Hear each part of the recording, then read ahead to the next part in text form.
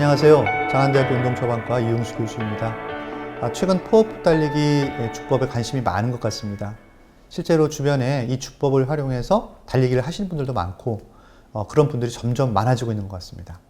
이 시간에는 포어풋 달리기, 앞꿈치 달리기 주법이 건강에 미치는 효과, 그리고 안전하고 건강한 포어풋 달리기를 위해서 우리가 무엇을 어떻게 준비해야 되는지에 대해서 말씀드리도록 하겠습니다. 일반적으로 달리기에는 세 가지 주법이 있다고 알려져 있는데요. 첫 번째는 힐 스트라이크 주법입니다. 이 주법은 달릴 때 뒤꿈치부터 착지하는 주법인데요. 가장 대중적으로 많이 사용하고 있는 주법입니다. 이 주법은 매우 안정적이고 발바닥에 통증이 적다는 장점이 있는 반면에 주행 속도가 느리고 또 무릎에 충격을 많이 준다는 단점이 있습니다. 두 번째로는 미드풋 주법입니다. 미드풋은 앞다리가 착지할 때 발바닥의 중심부가 먼저 닿는 그런 주법으로서 요즘 대부분의 마라토너들이 많이 사용하는 주법이죠. 이 주법은 안정적이고 속도도 상대적으로 빠르고 또 무릎과 발목에 가해지는 부하도 적어서 굉장히 많은 분들이 이용하고 있는데요. 반면에 족저근막염과 같은 발바닥 통증을 유발할 수 있기 때문에 그런 것이 단점으로 제기되고 있습니다. 마지막으로 오늘 주제인 포어풋 주법입니다. 포어풋 주법은 앞꿈치만 닿는 주법인데요. 세 주법 중에 가장 빠르게 달릴 때 적합한 주법입니다.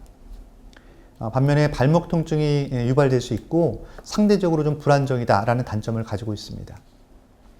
원래 이 포어풋 달리기는 남미 산악지대 원주민들이 맨발로 주행하는 그런 방법으로 알려져 있는데요. 현재는 주로 중장거리 선수들의 주법으로 이용되고 있습니다. 그래서 보다 강하고 빠른 속도의 달리기를 희망하시는 그런 분들이 이 주법에 보다 적합한 그런 분들이라고 할 수 있겠습니다.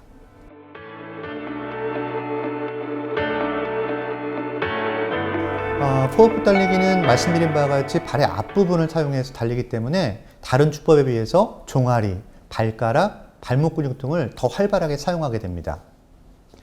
그래서 이 주법을 사용해서 달리기를 하면 그 근육들이 더 강화되고 달리기를 할 때 발 전체에 주어지는 스트레스를 그 근육들이 잘 분산시켜서 이게 발바닥의 안정성을 높이는 그러한 효과를 가지고 있습니다.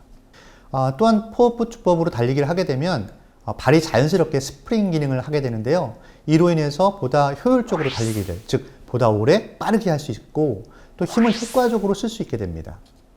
또 다른 주법에 비해서 무릎 관절이나 허리에 가해진 충격이 작고 또 착지할 때 하체와 코어 근육을 보다 활발하게 사용해서 균형을 유지하는 데도 이 주법이 도움이 된다고 합니다. 그 덕분인지는 모르겠지만 이 주법으로 생활했던 원주민들은 무릎이나 허리 부상이 적다고 알려져 있는데요. 아마 이러한 이유 때문에 많은 분들이 포어풋 달리기에 더 많은 관심을 가지고 주법을 이용하시는 것 같습니다.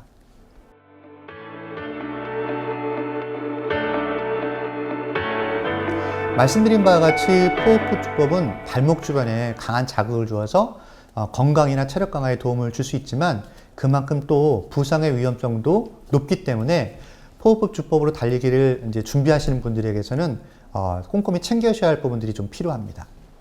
어떤 분들은 원주민들이 맨발로 이 포어풋 달리기를 했다는 사실을 듣고 맨발로 포어풋을 시도하는 경우를 볼 수가 있는데요.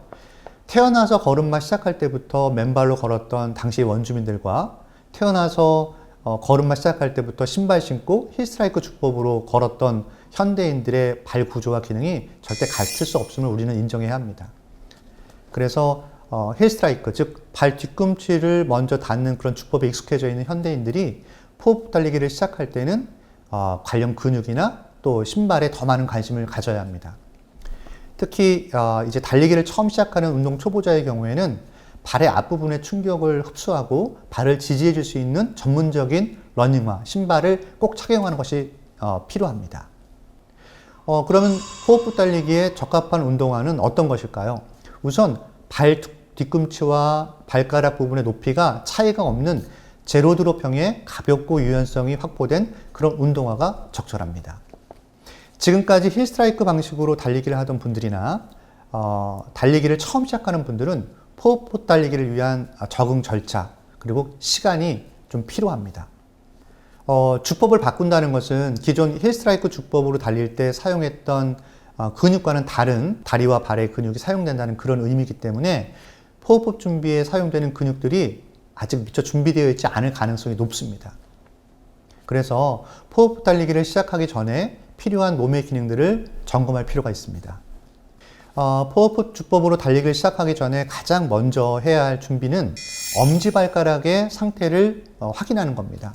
엄지발가락을 중심으로 해서 발가락이 정상적으로 움직이는지 또 움직일 때 통증은 없는지를 먼저 확인하셔야 돼요.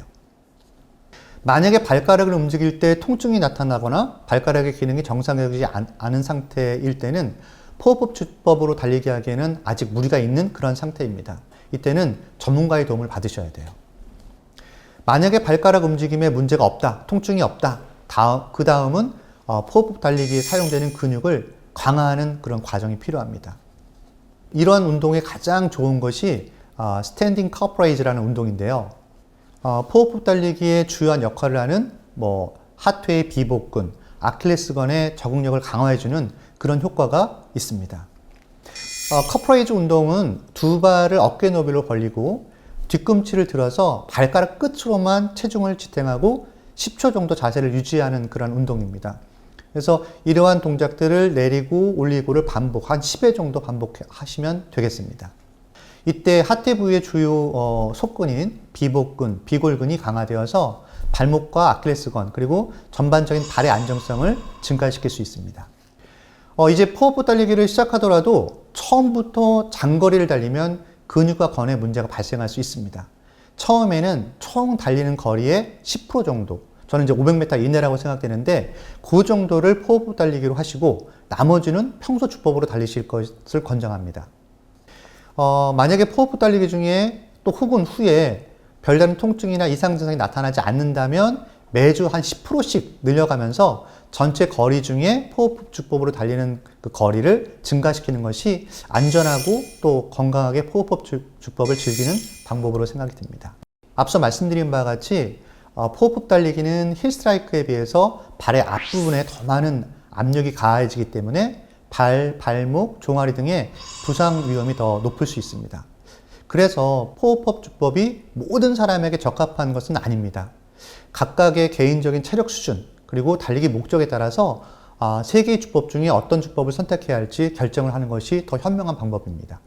특히 정상적인 걷기가 되지 않는 분이 포호흡 달리기를 하겠다. 이것은 오히려 건강에 악영향을 줄 수 있습니다. 그래서 이 주법은 그런 분들에게 권장되지 않습니다. 이러한 주의점들을 지켜가면서 포호흡 달리기를 시작한다면 보다 안전하고 효과적으로 달리기를 즐길 수 있을 것으로 생각됩니다. 감사합니다.